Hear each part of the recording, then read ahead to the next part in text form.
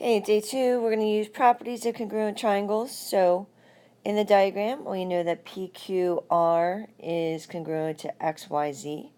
Find the length of XZ. So the first thing we need to do is find out what XZ would be congruent to. XZ is going to be congruent to, if you match these up, PR. And the length of PR equals 10. So XZ equals 10. Find the measure of Q. Q corresponds to Y. The measure of angle Y is 95. So the measure of angle Q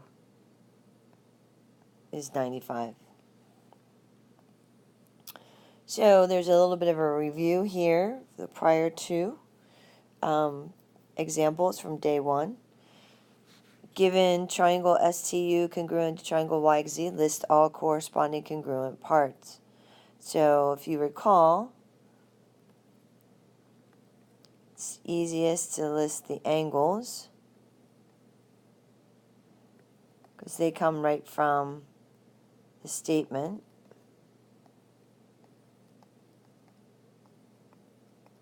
And then with the sides, look at your congruency markings.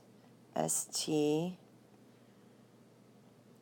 with YX.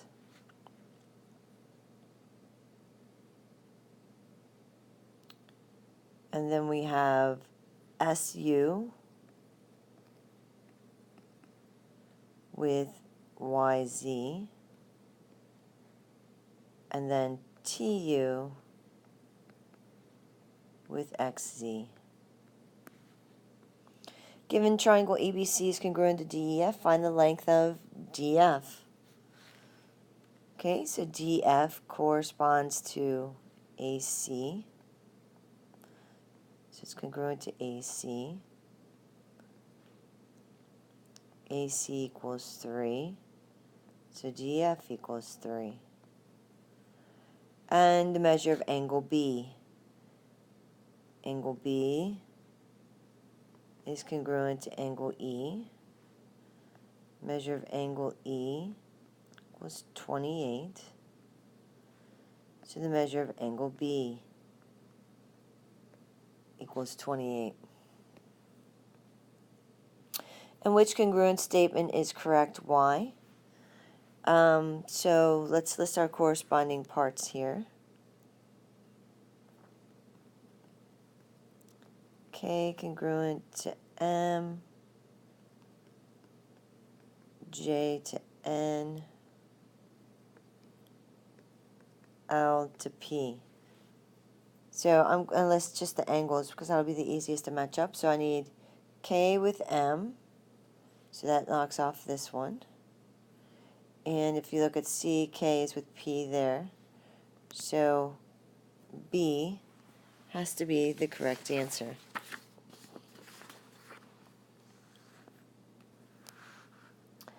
Example 4, determine whether the triangles are congruent. Use the two triangles at the right. Identify all the corresponding parts. So we have angle D congruent to angle G.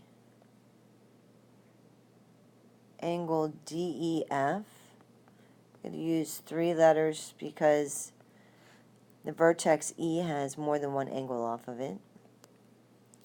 It is congruent to GEF. And DFE is congruent to GFE. Sides, we have angle F, or side FD congruent to FG, and DE congruent to GE. What's not marked is this common side. And we can say that it's congruent to itself due to the reflexive property.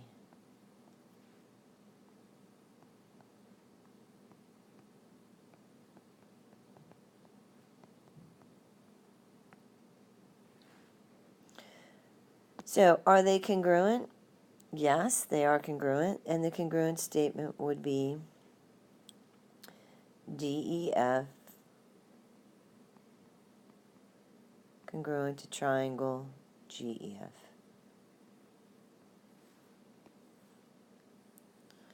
And then in this example, we're going to determine whether triangles are congruent.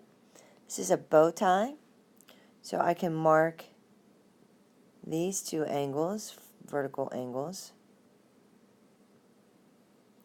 And then you have parallel lines cut by transversal. So you have those two congruent,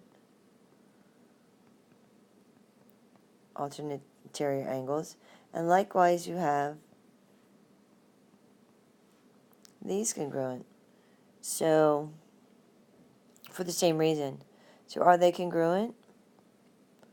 Yes. And let's match up the angles J, H, G, J with itself, H is with K, and G is with L. Okay, we have a few little checkpoints here. In the figure, determine, well, first we're going to determine whether the triangles are congruent. So in the figure, we have parallel lines, and write a congruent statement if they're congruent. Well, again, there's the bow tie, vertical angles. And just like before, we have these two pair alternate interior angles congruent.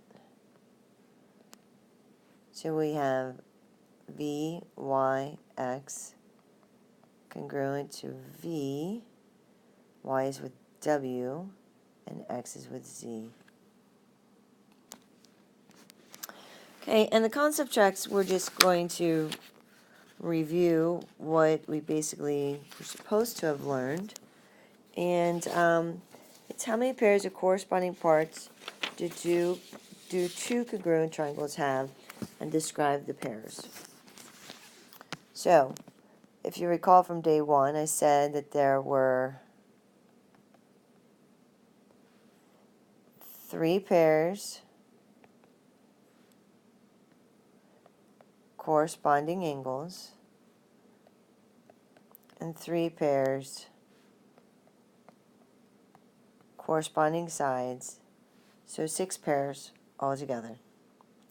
And the assignment follows. This concludes lesson 5.1.